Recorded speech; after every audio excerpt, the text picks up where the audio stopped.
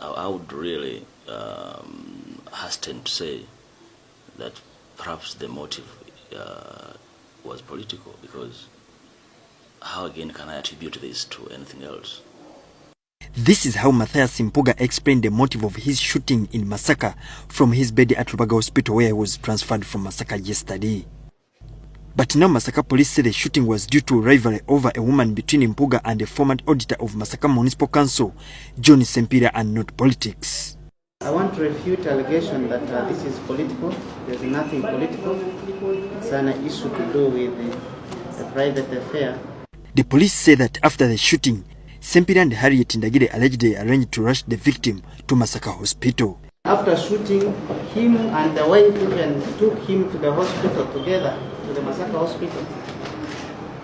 Sempira, the man who shot Mpugga, was arrested last night and is still held by Masaka police as investigations continue. So we are going to charge Sempira with the attempted murder by shooting. Mpugga, meanwhile, is still admitted at Mpugga Hospital here in Kampala, where he was rushed by Harriet Ndagire. Both Mpugga's car and Harriet Ndagire's car, which was used to transfer him to Mpugga Hospital, have also been impounded and are being kept at Masaka Police Station.